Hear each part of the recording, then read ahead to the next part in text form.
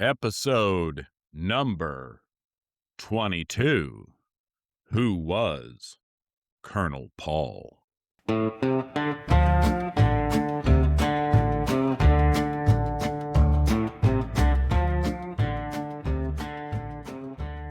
Gather up the kids and the old folks. Shut down the contraptions and dim the lights. Put away your pocket-sized magic lantern shows. Close your eyes and listen. It's time to strike off on the paths less traveled, down dark trails through the hills and hollers, along the riverbanks and into the brush. Hear tales of things forgotten get told. Join me as we venture into the wild and woolly Ozarks. I'm your native guide and host, Champ Heron. Welcome back, gentle people.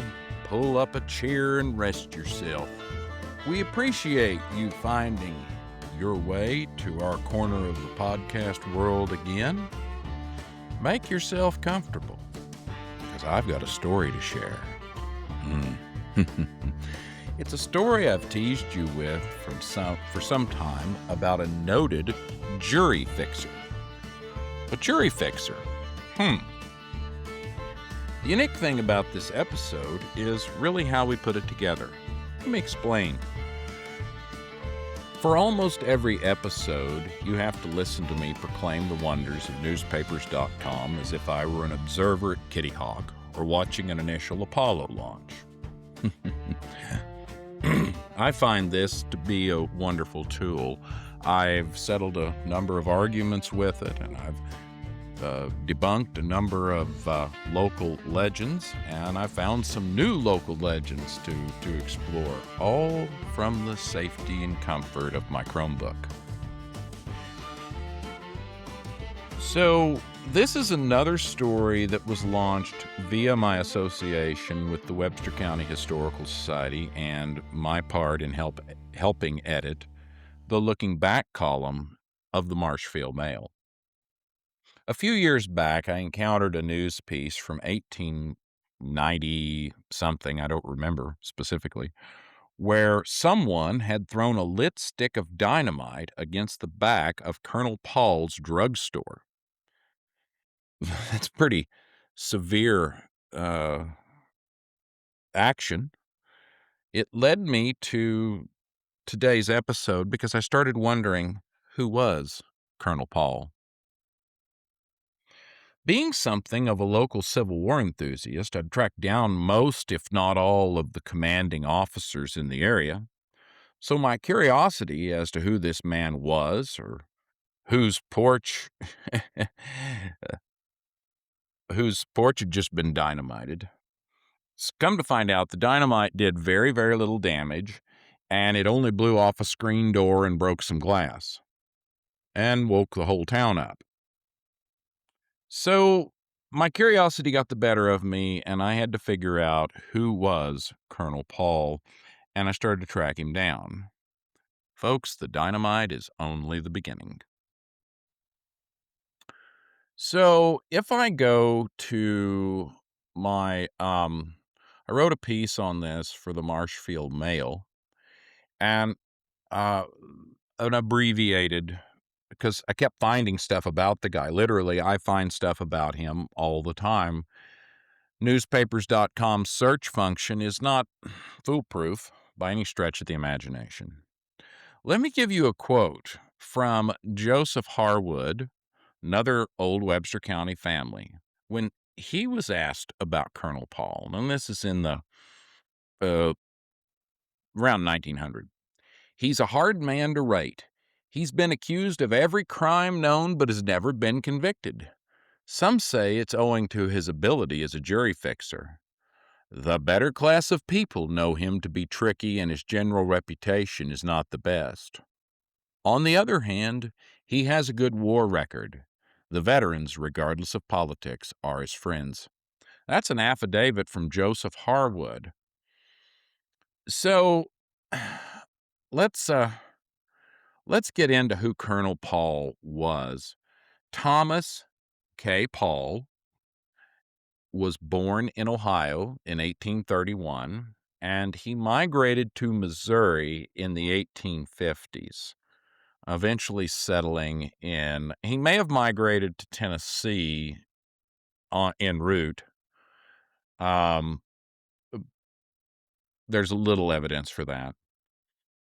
So he came to Marshfield in the 1850s, about the time Webster County was formed, seems to be about the best or just after. And he was by trade a saddle maker, of which he worked at and until the outbreak of the Civil War. At the outbreak, Paul joined the Webster County Home Guards, and which really did nothing but go to Hartville to put down secessionists and then march home, and they got lost in the way. And the cavalry ended up thinking infantry, anyway, it was a mess. We can get into that some other time.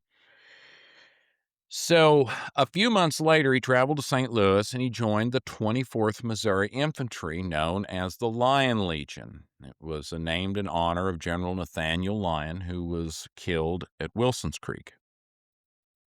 And a little more on that, check out our episode with Richard Crabtree. He was promoted to sergeant and was wounded in the hip during the Battle of Pea Ridge. Now, from what I understand, and I have not found the actual documentation, is Colonel Paul was basically running ammunition up to the front when the Union soldiers started running out, and he was wounded and he was mentioned. And so he received a promotion, and then later in 1863, he gets promoted to second lieutenant. He musters out of the 24th in 1864 and joins the 46th Missouri Voluntary Infantry, attaining the rank of major. Now keep that in mind. In April 1865, he was then appointed and given the rank of brevet lieutenant colonel in the 19th Missouri Militia, a position he held only long enough to be called colonel for the rest of his life. So let's see here. And he was administrator of Webster County from April 18th, 1st of December 1864 to April 1865. And it's somewhere in his either being administrator or leading up to being administrator that we that we find out um, uh, about his first maybe misdeeds. So, according to, and there's some murky details on this. The dates in some of the local histories do not match up with what I've found, and so I'm going to try to give you the best version of this. So he gets married in 1865 to Mary Jane Steele, no relation I can tell to the Steeles in Wright County, and they end up having two daughters over the years. Now, and I'm got to thank my friend Michael Price with the Library Resource Center out on South Campbell, because I was telling him about Colonel Paul, and we were looking at some stuff where Colonel Paul was involved with, and we found out that Colonel Paul gets tried for murder during the Civil War by a military court. So there was in 1863, there was really no Confederate army past Joe Shelby and Marmaduke ransacking Marshfield and hitting Hartville. It was all small party stuff, and the Union cavalry was patrolling around and making quick work. And the home guards were going out and catching people. Now, in this situation, Colonel Paul, who's, I don't know, Lieutenant Paul, Major Paul, Lieutenant Colonel Paul, who knows, is out with another man, and I can't quite read it. Part of this is hard to read. Suffice to say, they end up going. He is charged with murder of one Isaac Wittenberg, another old time Webster County name. It turns out the fellow that was with Colonel Paul, and I can't seem to find it, but it doesn't really matter, shot Wittenberg, and Colonel Paul tried to stop it. But Colonel Paul was charged as an accessory before and after the fact. And given the fact that he was not charged in a civilian court, he was charged by a military court, he was acquitted on all charges. So there's number one. Now, sometime in 1863 or 4, the date is all over the place. I have not found any news report of it, and I'm just counting on local history, and the original source material is probably gone at this point, to tell the truth. But in 1870, Paul was indicted for the murder of a man named Harvey, whom he'd shot in 1863 or 1864. Now, this shootout occurs right across from the current Webster County Historical Society in the old Carnegie Library building, where the Christian church now stands. It seems that Harvey had shot a man named Marion Smith and was in turn shot dead by Colonel Paul, who was, this is what I find so odd, he's indicted 6 or 7 years later. It is interesting to note that the circuit judge presiding over the trial was R.W. Fyan, Paul's friend and former commanding officer through most of the Civil War. So there's probably nothing corrupt about that, but and I think R.W. Fyan is somewhat beyond reproach. His reputation is such. But Colonel Paul and R.W. Fyan, even though Colonel Paul was not necessarily thought of as well, maintained a close association through many, many years. Now, I think maybe later on, after R.W. Fyan had moved to Lebanon and relocated down there, that it was probably they probably weren't friends. And then Colonel Paul moved away and died too. So let's just say that during Reconstruction in Missouri and on up for years and years and years, this jury selection was political. And immediately after the Civil War, where you know, you could shoot down a Southern former officer who was a Methodist minister for no reason at all and skate. That happened. That's another story we're going to have to get into at some point. And I don't know that Colonel Paul's not involved in there. So at some time after the Civil War, he starts practicing law, and he acquires a store in the rural ghost town of Bloomington in Webster County. I'm going to go to my clippings here. I've got all my Colonel Paul clippings, and you can go on newspapers.com and find them under Champ Heron, and you can look at this just the same as me. Let's see here. Okay, so let's look at this. There's also, let me stop for a minute, because there's also, during Colonel Paul's trial, the radical meeting is in Marshfield. The radical Republicans were were breaking away, and Marshfield broke away from everybody else and had their own convention. Colonel Paul is right in the middle of it. And I'm gonna read something here, and then I'm gonna get back to the store, because this is kind of important. So R.W. Fyan, the best I can tell, adjourns Colonel Paul's murder trial for lunch, and then they go and they give a speech on the courthouse steps. This is in late August, early September. The newspaper I'm looking at right now is It's a Springfield paper. What is it? It's the I think it's a Springfield Patriot. I'll get you a date here in a minute. So here's the thing. Colonel N.H. Hampton, the Home Guard president, the Home Guard colonel was there. Captain Bodenhammer, Lieutenant Marlin, W.J. Bodenhammer, J.S. Cole, all of these, H.W. McNabb, Henderson W. McNabb, he's the murderer of Samuel Headley. We'll get into that at another time. That's the one, the minister that was shot out by Elkland that I just alluded to earlier. So Colonel Paul is on the committee for this. He's drafting stuff, and R.W. Fian has a speech in here in writing on how it it's just the messy post-Civil War Missouri.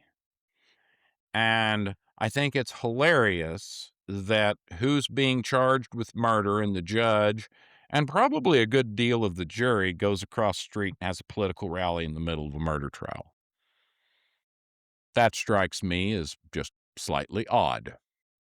In today's world, it would be extremely odd. But this keeps going. So let's go back to Bloomington, Missouri, the defunct Webster County town, and let's see what happens out there. So he advertises, and this is in the Marshfield paper, and he has a large stock of dry goods, groceries, hats, capes, boots, shoes, cotton, yarn, queensware, hardware, cutlery, books, stationery, drugs, paints, medicines, oils, dye stuffs, tinware, steel, saddlery, ammunition, and it goes on and on and on, and including tar and ladies' fancy goods. T.K. Paul. Okay. So he's got this store, and it's a big store. It's carrying it's carrying a huge amount of inventory. At the same time, from the Missouri Yeoman, June 5th, 1869, there's only a couple of these left. Gold found near Marshfield. The undersized has a broker's license and will pay the highest price in greenbacks for gold, silver, and government securities, stocks, bonds, and county warrants, and will buy all notes and bounties. T.K. Paul, broker. So evidently this went on for many years. Colonel Paul amassed a sizable fortune, okay? And somewhere in the mix, he opens a second store in Marshfield. Paul and Bickett's new store. And let's look at that here a minute. New store, new goods, Paul and Bickett's, Marshfield, east side of the public square. Dry goods, groceries, provisions. You get the idea. T.K. Paul, W.J. Bickett. Okay, man's got two stores. He's buying precious metals. He's involved in politics, and he's skating on murder charges. Because Colonel Paul, of course, is not found guilty of the murder of John C. Harvey. So in December of 1870, a couple months past the murder trial, a Russian in the employ of T.K. Paul in the store at Bloomington supposedly makes off with $1,000 in cash that Paul had hidden away. This is not the last time we'll hear about Colonel Paul hiding money. So a gentleman, Colonel Thomas Paul, where is it? He called himself Ed Lorinsky, an unfortunate Russian count. His well-told tale found a response, this is hard to read, in the humane breast of Colonel Paul, who took him into his store, which he had just rewarded by the said count in his clandestine, which has been said. Okay, basically he stole the money. That's really terrible writing. And about $1,000. So everybody's looking for Lorinsky. there seems to be some doubt that Lewinsky exists. There seems to be no more is said of the matter. And I think that's kind of funny. It didn't really matter because the store burned 3 months later. And guess what? It had had a worth of $7,000 or $6,000 and was only insured for 5. Of this, Colonel Paul gets charged with arson for burning his own store, but it is never prosecuted. Now, at the same time, I don't know what to make of this. And if somebody has a better idea than me, please let me know. Drop us a comment. Give us a response over at wildandwoollyozarks@gmail.com or find us on Facebook and let us know when this posts. I've got an advertisement here in a Springfield paper. It was in all of them, so I don't remember which one. $34,000 of valuable real estate and personal property to be distributed among ticket holders of the Webster County Gift Association, May 1st, 1871, at Marshfield, Missouri. The property consists of houses and lots in Marshfield, Missouri, farms, pianos, sewing machines, horses, wagons, harness, gold and silver watches, etc., etc., etc. And that's what it says, is etc., etc. The association is composed of the following businessmen of Marshfield: Colonel T.K. Paul, Captain W.J. Bickett, and Captain S.A. Flagg. Now, I don't know anything about S.A. Flagg. Never found any more about him, but I've never really looked either. The tickets are $2 each, and the number of tickets limited is to 17,000. So they're wanting to sell tickets to get $34,000 for all this boodle. So everyone's supposed to win something, and I don't know. I have a hard time believing that this is not. I mean, I've heard of land lotteries and other things like that.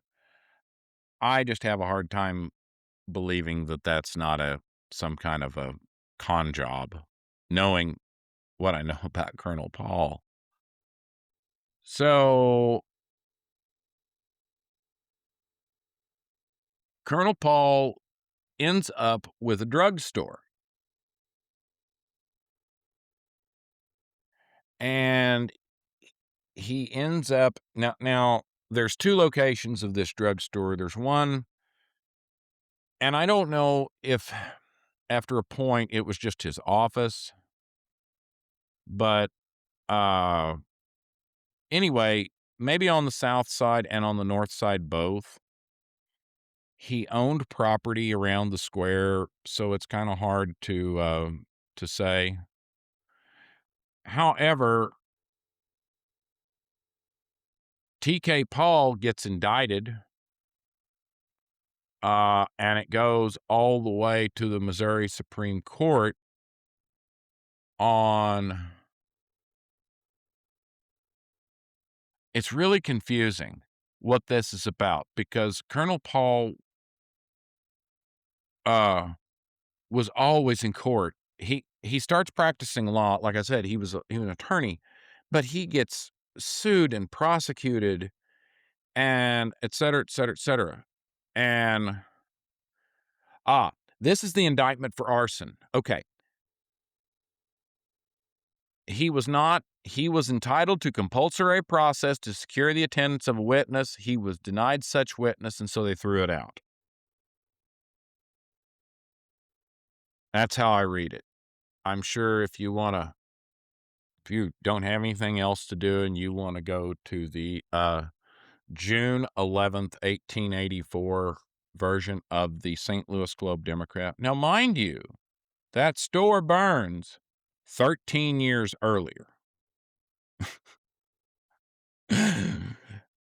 Wheels of justice, I guess, are slow. I don't know what to say. So he also he farms during this time, and he has a good crop a couple of years. He also raises 61 3/4 pound watermelon in 1875, and it makes the Springfield papers, I guess it made the Marshfield papers because none of them exist. That's the odd thing, is there are really no Marshfield papers prior to the cyclone. And we had like 4 newspapers in town, so it's kind of sad what I could find. So in his practice of law, Colonel Paul ends up prosecuting some of the bald knobber stuff. And this is in 1889. It's the trial of Wilson Williams, who is charged with felonious assault with intent to kill. And he is prosecuted by R.W. Fian and T.K. Paul, defended by Major J.L. Rush, Sam Dickey, and A. Harrington, who was an attorney around. I don't know much about him. This is a revenge crime due to ball knobber trouble. So Colonel Paul is kind of becoming Webster County's Forrest Gump in a way.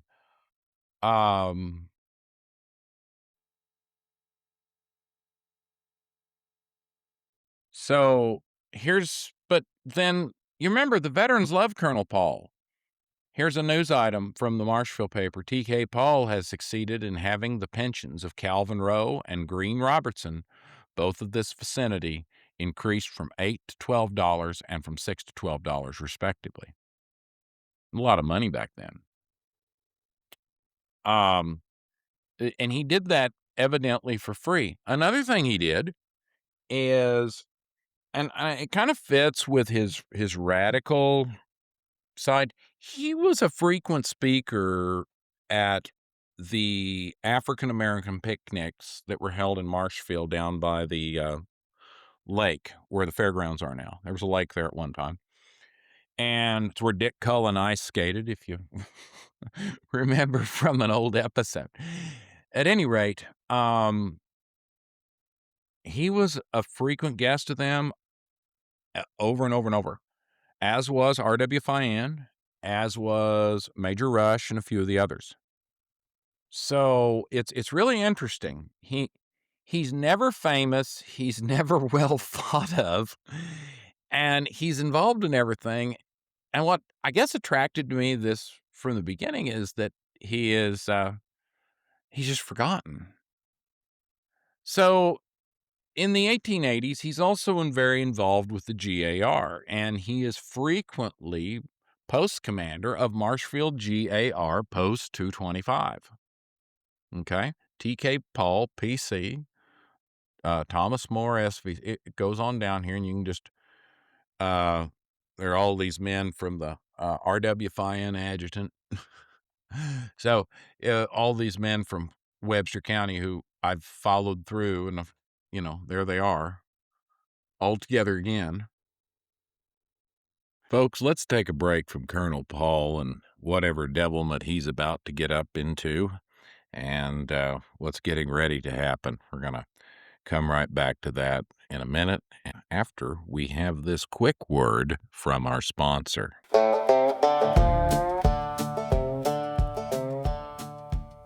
You like strawberries? Man, I love them too. I love them with cream. Love them in pies. I love them in compote.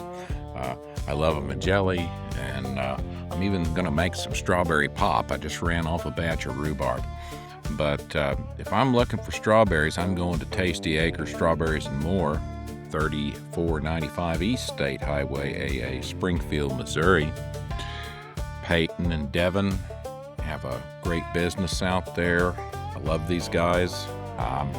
They're my niece and nephew, and they're really doing a great thing for the community, creating a nice, safe, clean space where you can go out and you can gather your berries and have fun with others doing the same thing. And you've got to get some strawberry ice cream while you're there. Don't fail to do that. So that's Tasty Acres Strawberries and More, $34.95 East State Highway, AA, Springfield, Missouri. Follow them on Facebook for offers and upcoming attractions. I know they're going to be doing some stuff this summer with vegetables. There's also elderberry time if you're into elderberries. Those are all going to be upcoming, so follow them on Facebook and keep track of that, you hear? Also want to thank our friends at Arcadian Publishing, sponsor of our last episode, The Bodacious Ozarks. They have a lot of great titles. I got to picking through there, and I was really excited to look through some of the different titles they have. If you're looking for a book about a town you've perhaps lived in, or maybe your hometown and you're away and you're kind of visiting the Ozarks through this podcast, we're glad to have you here and glad to be able to do that for you. But maybe you'd like a picture to show your kids about Marshfield, Missouri, or Pear City, or whatever. A lot of these books have a lot of pictures, have a lot of great history in them, and it's something that, you may want to pass down too. So check out Arcadian Publishing. That's arcadianpublishing.com, and go and look through the catalog of books. They support local writers, and when you purchase, you do so as well. That's Arcadian Publishing. Folks, I want to put a bug in your ear. Now, I've bothered you about this on Facebook, and right now, if you've got Facebook open and you've been invited to like the Wild and Woolly Ozarks and you haven't responded, well, I'm just a little offended by it. It's off-putting. I'm kidding. We're glad to have you here, but if you don't mind, click that invite and help us generate a little more mojo for our Facebook presence and our other social media presence. I really have not branched back out into the rest of them. That's just something we will be doing. Also, how many of you have questions about Silver Dollar City after the Mark Cumming episode we did a few months ago? I do. I know my nephew does. I got contacted today by a friend from high school who does. And he actually said, well, do you need questions? He said, I've got 2 or 3 things I want to ask. So by golly, submit those questions to us so we can get them to Mark Cumming. I think that's going to make a great episode. Mark's a terrific guy. Be sure to follow him, and also check out, he's got a book he's going to tell us a little bit about. And so it'd be a good deal to order one of those. Help Mark out, and he's got more books coming, and I think the man must write 5,000 words a week because he's got a pile of stuff. So, and all good stuff too. So we're excited to have Mark back and looking forward to it. So get me the questions about Silver Dollar City, by golly. And now we're going to return to the notorious scoundrel. I don't know that he's a scoundrel. I think he is, though. Thomas K. Paul.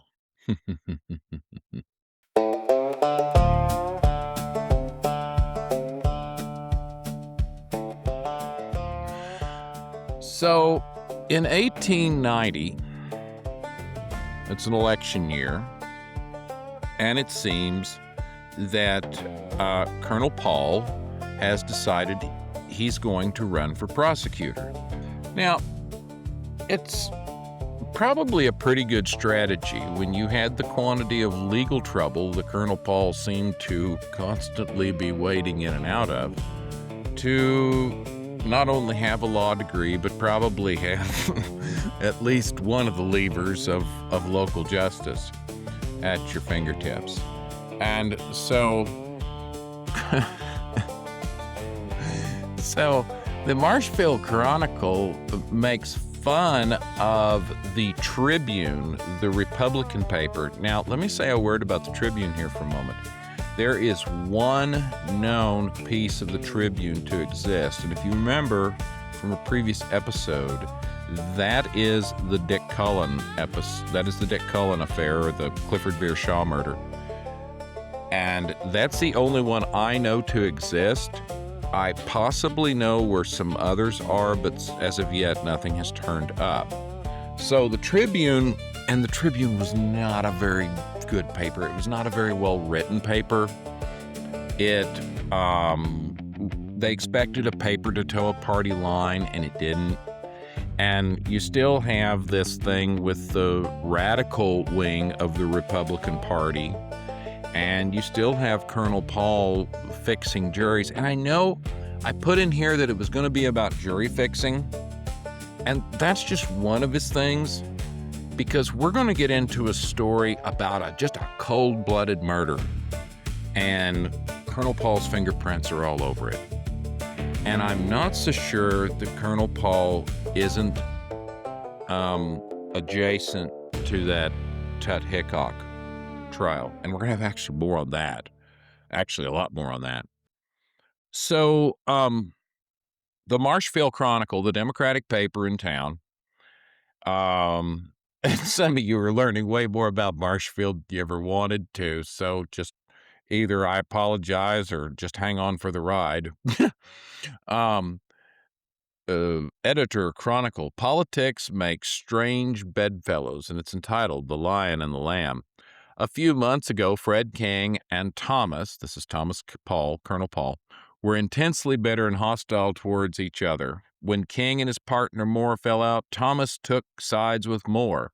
T.K. Paul cultivated King, and it was understood that the Standard would boost the Colonel all it could. So Colonel Paul has a problem with his own paper, not his own paper, but the party paper, and the Webster Standard, not the Standard, the Webster Standard, which I don't fully understand that, because hey, this may have been more recently added. Huh. Okay, sometimes I don't remember what it is. But in those days, go to the Webster Standard on newspapers.com for those of you that have it. October 17th, 1890. Of course, this would be just shy of Election Day. And page 3, and they make a poem about all of the Republican candidates. I love this one. Next comes John Hubbard, who's as tall as a cupboard and will be our next sheriff. They tell some whoppers and mean them for choppers, but he'll get there regardless of the tariff. John Hubbard, of course, being the sheriff a few years later when Cullen was lynched, and by all means, a noble individual. Some of these people you don't know who they are. You recognize the last names. But I'm going to focus on Colonel Paul's part in the poem. You can read the whole thing for yourself. The one above it is Henry Lyndon Struth, which is almost telling the truth. We say that he certainly will be there to be our recorder, and fears not your word, sir, but will as fast as a hare will be there to be your recorder, and you fear your word, sir, as fast. Okay, that was some really bad poetry. But below it, it says, and for prosecute, can you imagine being the poor dumb bastard that has to sit up at night and put this thing together with the deadline? Forced poetry is never good poetry. And for prosecuting attorney without any journey, we offer you Thomas K. Paul. And if you've not heard enough or just such stuff, our Thomas can tell you all. Okay. Now, Thomas can tell you all, strangely enough, with his reputation and everything else, Colonel Paul becomes something of a noted speaker at not only the local GAR events, but at regional GAR events, at Republican events, at and I may have mentioned this already, at the the African American community in Marshfield would have large picnics, and he was a frequent speaker and guest to that. Can't remember if I did or not. So Colonel Paul does not win. I think I don't remember. I think Sam Dickey wins. Maybe he had been out of term. Sam Dickey wins. And then the good colonel is back in private practice. Now, here's where Colonel Paul leads everybody for Decoration Day, April of 1891. And Decoration Day, which we just passed Memorial Day, but would have been the forerunner of Memorial Day. The committee of R.W. Fian, J.L. Rush, T.K. Paul, J.R. Hanna, Henry D. King, J.K.P. Vivito, and Lewis Wise. So a lot of Webster County settler mojo right there. So anyway, Colonel Paul continues to get into trouble. And part of it involves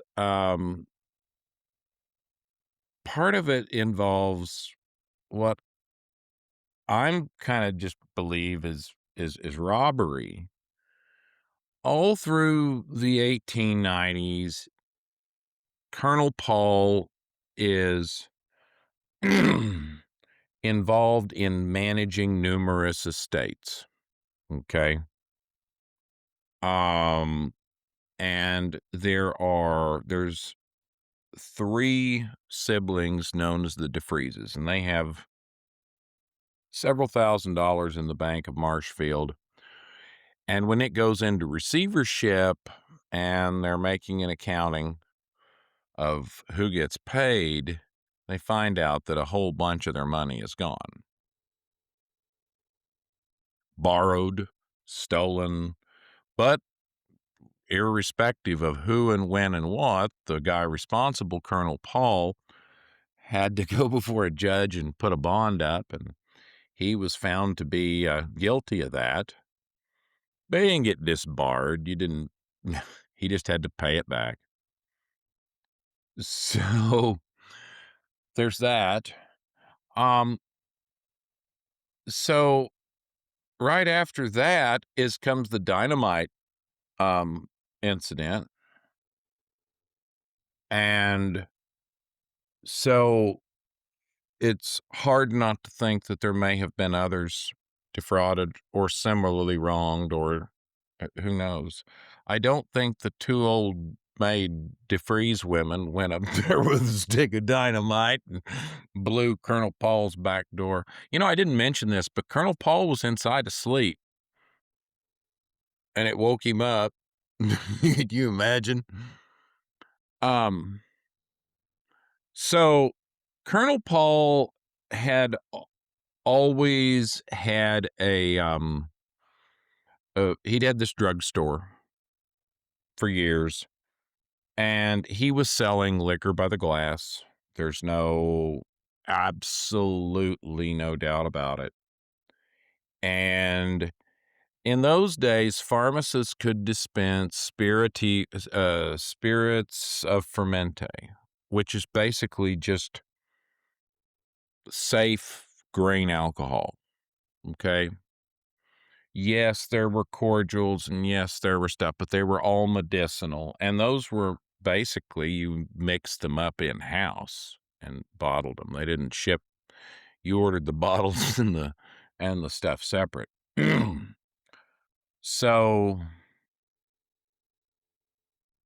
where was I going with that? At any rate, there were things known as blind tigers. One of them was in one of the hotels, I believe the Chitty House, which there was also several others rumored around. One was in the back of Stub Blunt's grocery. If you look through the indictments all through the 1890s, George Stubb Blunt is indicted 20 times a year for dispensing liquor without a license and a dry, you know, in a dry county. Now, there were bars. There was one or two. One of I think the Marshfield House actually had a bar and a restaurant in it.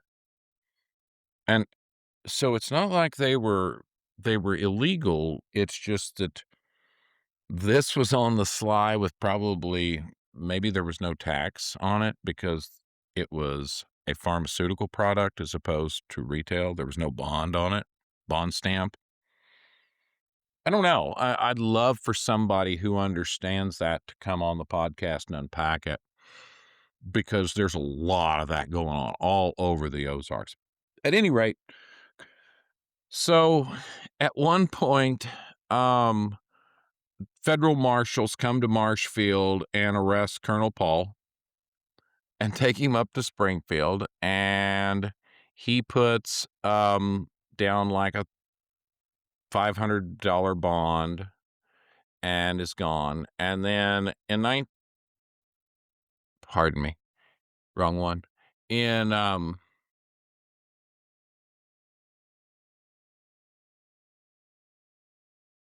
was it? Yeah, he did it just Judge Neville, who was the circuit judge, in those days, they could try liquor cases as well. They could try which was a federal deal. And so, or I don't know if the federal court would hand that back to the local. I don't know exactly how that worked, but I know they're doing it because I'm reading it right here in front of me. And so Colonel Paul has these whiskey cases, and there's like 9 counts against him. And Mr. Paul is charged with having sold spirits of fermenty contrary to the laws of the great state of Missouri. Okay. And so he takes a change of venue to Buffalo, and whatever jury fixing he thought he could do, he didn't, because he gets it held over one term, and then they basically, actually gets it held over 2 terms, it looks like. And then, he ends up with a $1,000 fine. Now, so I don't know that anything was really slowing down the old colonel. He had lost a daughter in the early 1890s. She was married to W.V. Long, and he had became estranged from his family. He reportedly had a lot of money. He had reportedly buried money all over town, and he is frequently running to Springfield with Sam Dickey or one of the other attorneys or going up for his own business. And so he gets quoted in the, let's see, Springfield Leader and Press. I don't know. No, the Leader Democrat. I apologize.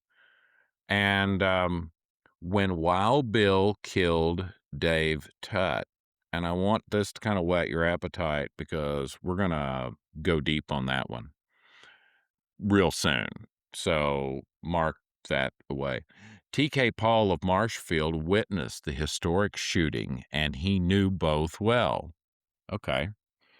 So I've not found anything that he's ever said about this up until now, and that doesn't mean a thing. I'm just saying this is the first mention I'm hearing of Colonel Paul and the Tut Hickok thing.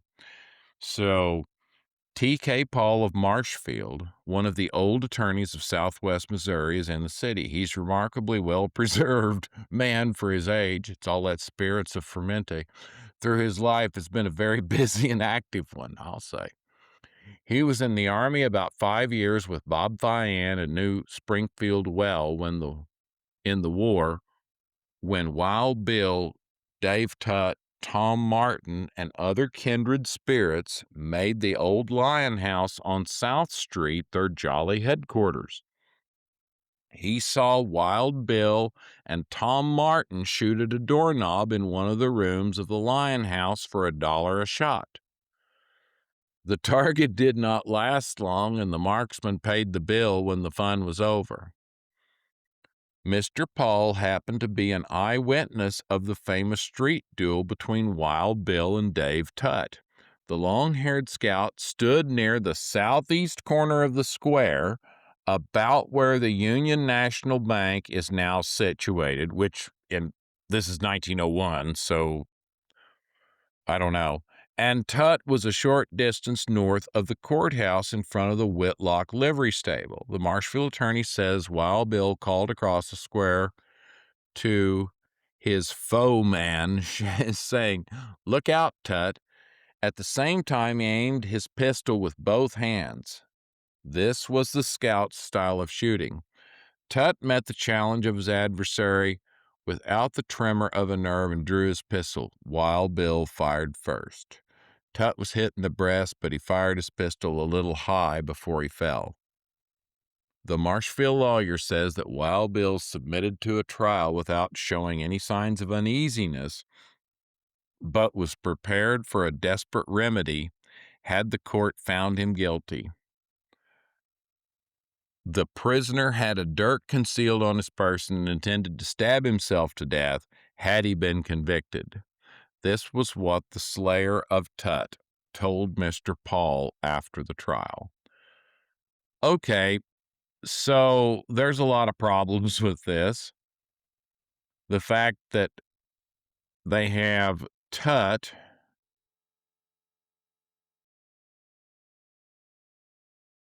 firing his pistol as reportedly while Bill, I read that as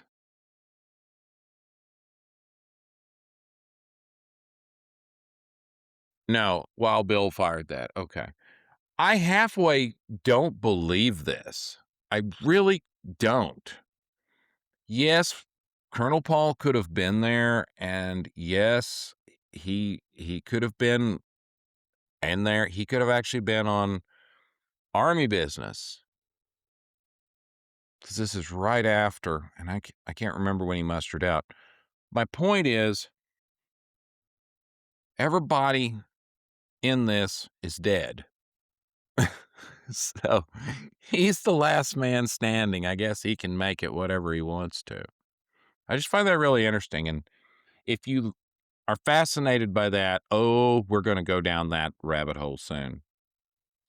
So Colonel Paul gets in he just gets creamed in whiskey case after whiskey case after whiskey case. As I said, he's estranged from his family, and he leaves the country. He goes to Bristow, Oklahoma, and lives for a couple of years and then dies.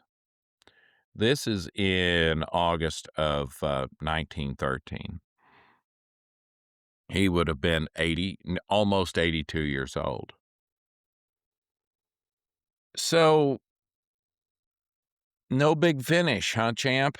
There's nothing else about old Colonel Paul. There's nothing else there to talk about. Well, yeah, there is.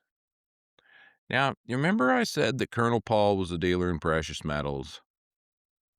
And you remember how I said that Colonel Paul had rumored to bury gold all over, in certain spots around town? Probably where he had businesses, because if you count up, he had probably 3 or 4 different locations around the square or in and about the square. So, I'm just going to read you this. This is from the Springfield Leader and Press, or that iteration of it. It's 1916, and treasure found at Marshfield. Citizens find excavation and imprint of kettle believed to have contained fortune, dug up in the nighttime. Old stories of gold supposed to have been buried by late T.K. Paul revived. Now, let's just do some math as we go along here and play with this. Buried gold.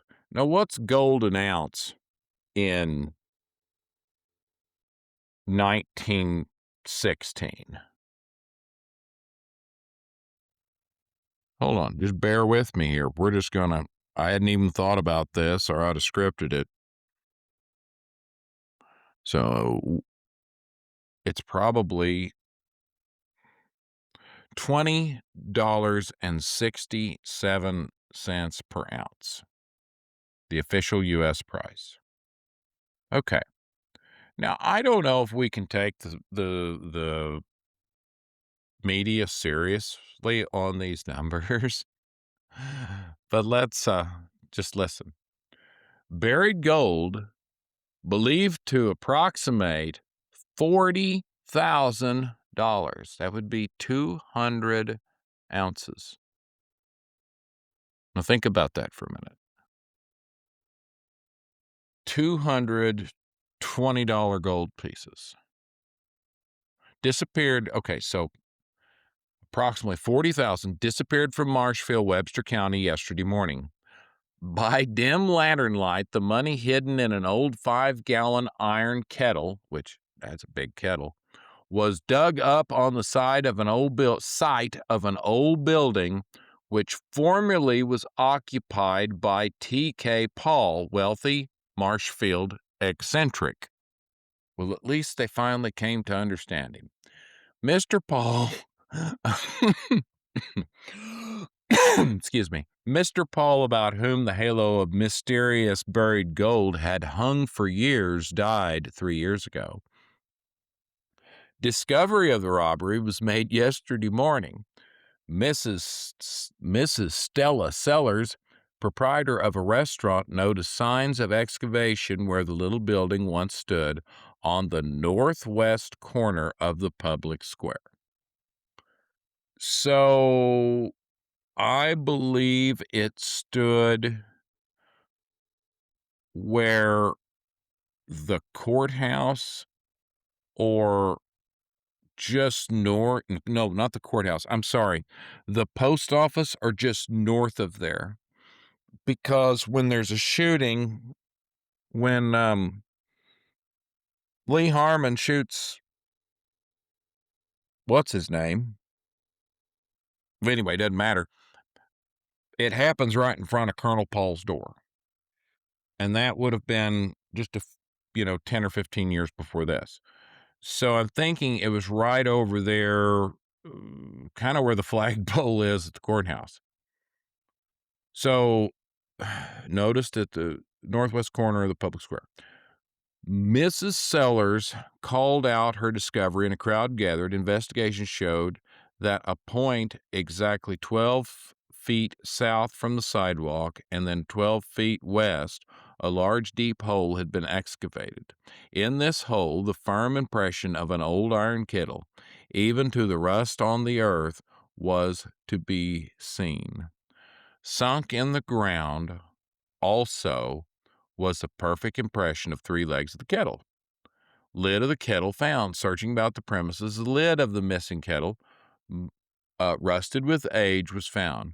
Picks, shovels, crowbars, and other tools were scattered about. Even the imprints of a steel square with which measurements had been taken were seen on the ground. Someone found the papers which for years have been known to exist relating to the buried treasure of Colonel Paul and located the fortune. Steps have been taken to locate the treasure hunter. Colonel Paul was 77 years old. That's not true. He lived in Marshfield most of his life. That's real estate man specializing in homesteads, attorney of prominence, massed a large fortune. I don't know, man. They're really building him up. And he at no time, so far as he can learn, did he do business with a bank. Yeah, he was too busy stealing from them. Long before Colonel Paul died, There were rumors of fortune hit about Marshfield for years after death he lived. Du- du- du. That's why Sam McMahon, his son-in-law, was trying to get a hold of the estate. I wonder if they were trying to get a hold of his papers. Huh. So the night watchman, Will Morris, he sees him, and he just thinks they're working on something. He doesn't think anything about it. So anyway,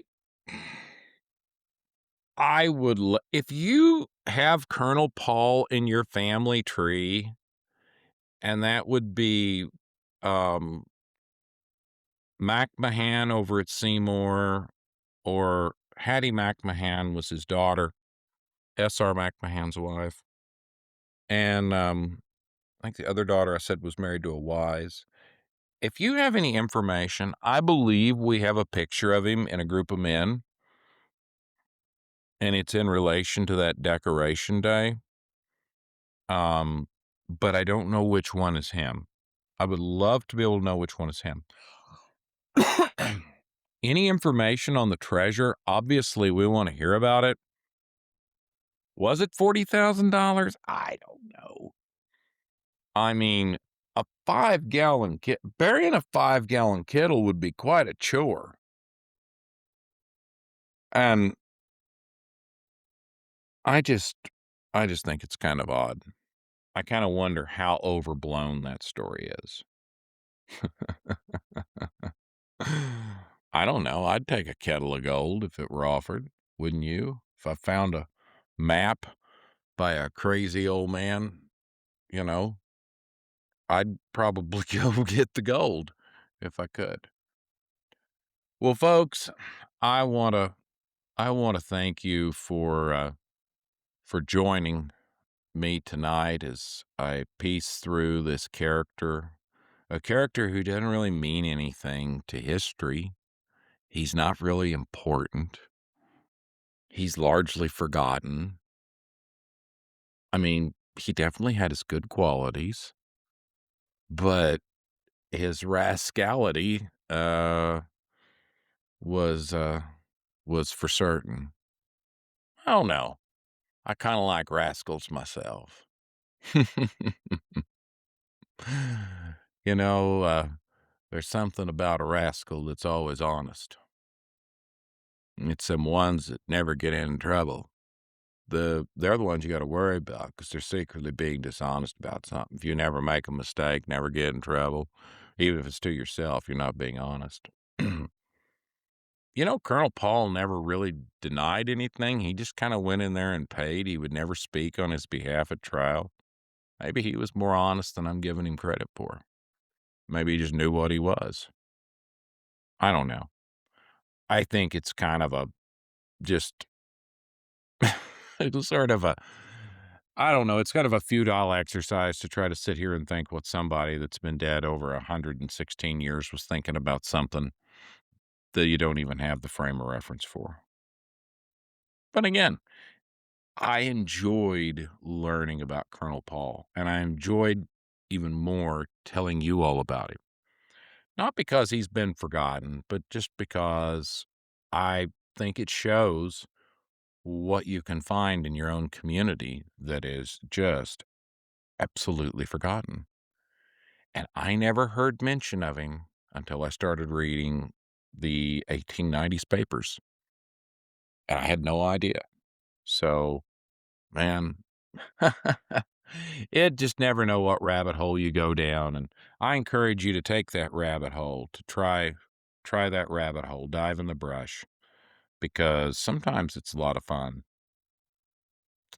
Well, I want to thank you again for joining us. If you've enjoyed the ramblings of me with more windows open than I can handle and a battery that's fastly draining, be sure to give us a like on Facebook or share your favorite episode with friends and family, especially among the home folks. Like for them to get it.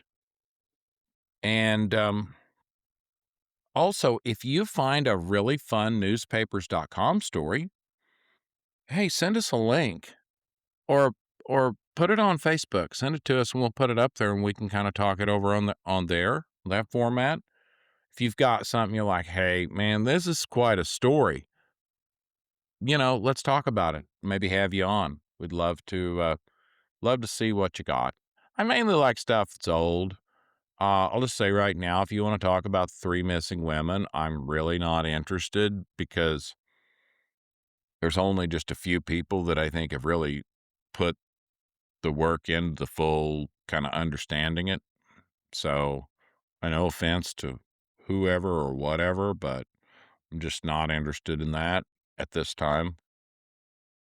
Um, that's an Amber Vance thing. That's, there's people that are working on that all the time. So, and doing a way better job than we can do.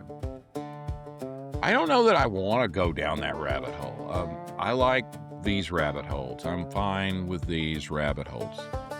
And watching a year from now, I'll be doing it.